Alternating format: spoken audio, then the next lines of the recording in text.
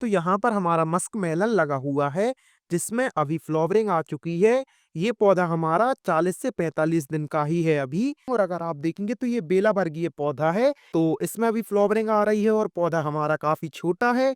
तो ऐसी कंडीशन में हमें क्या करना होता है हमारे पौधों के साथ।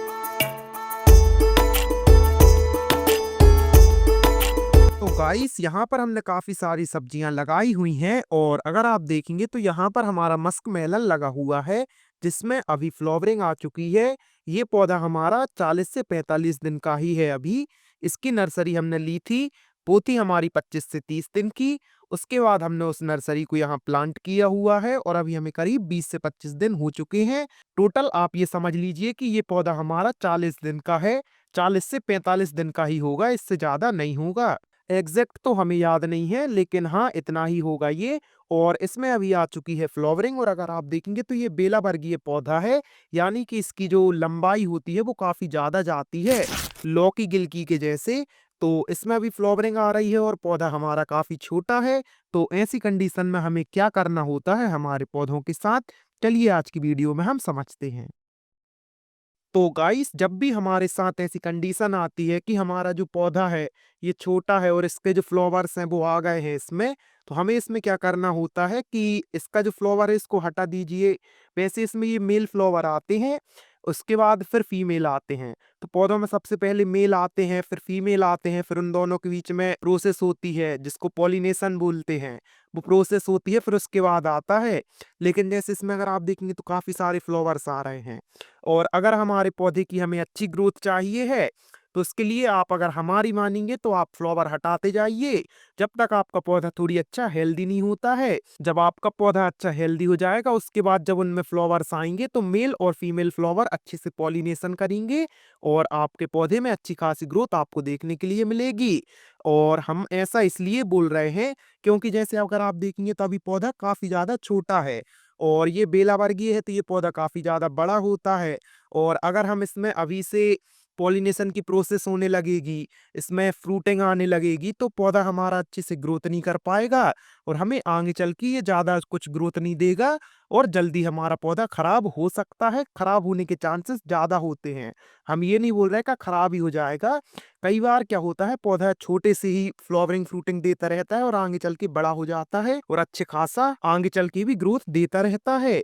तो इसमें वो बात है ही नहीं है कि हमारा पौधा खराब ही होगा। लेकिन आप हमारी मानेंगे तो अगर आप इसके फ्लावर हटाते हैं तो आपका पौधा जब अच्छा बड़ा होगा, हेल्दी हो जाएगा, उसके बाद जब इसमें फ्रूटिंग आएंगी तो वो काफी लंबे समय तक आपका पौधा सरवाइव करता रहेगा।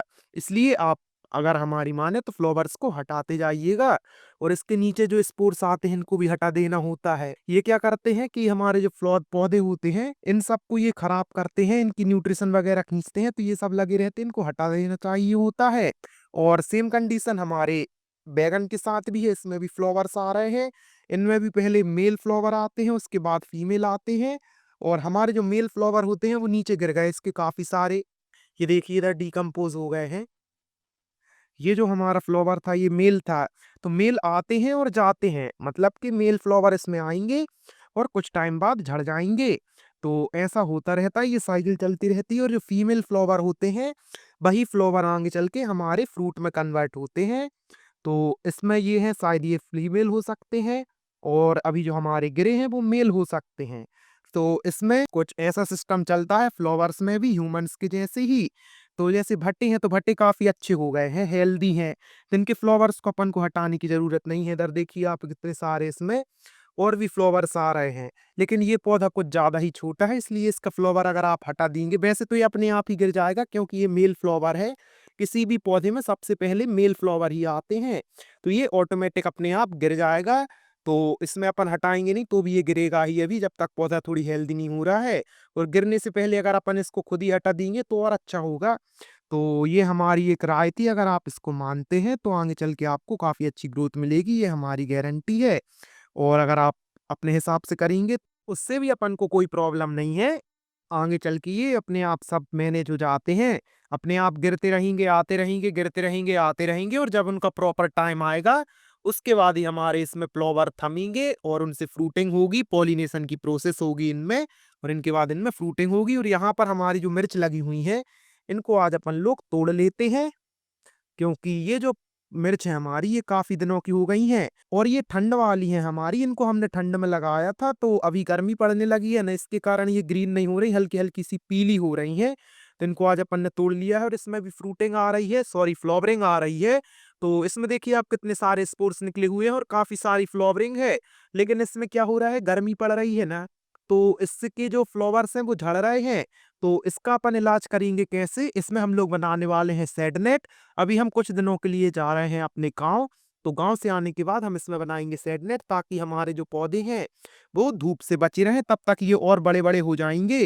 फिर उसके बाद जब हमारा शेड नेट बनेगा, तो इनमें प्रॉपर धूप पड़ेगी। जब तक हम आएँगे गाँव से तब तक और ज़्यादा गर्मी पड़ने लगेगी, टेम्परेचर थोड़ी और हाई होने लगेगा, तब इनमें अपन शेड नेट बनाएँगे अपने घर में टेम्परेरी तरीके से। तो वो वीडियोस भी आपके लिए एक शेड नेट बनाने के लिए काफ़ी ज़्यादा हेल्पफुल होंगी, क्योंकि उनमें हम काफ़ी डिटेल में आपको बताने वाले हैं।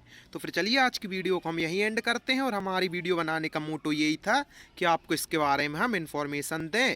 तो अगर आपको इसकी इन्फॉर्मेशन अच्छी लगी, इन्फॉर्मेटिव लगी, तो आप चैनल को सब्सक्राइब कर लीजिए और वीडियो को लाइक करिए, क्योंकि ऐसी ही वीडियोस हम बनाते रहते हैं। तो फिर चलिए मिलते हैं आपसे कल किसी और नेक्स्ट अच्छी वीडियो के साथ, तब तक के लिए बाय।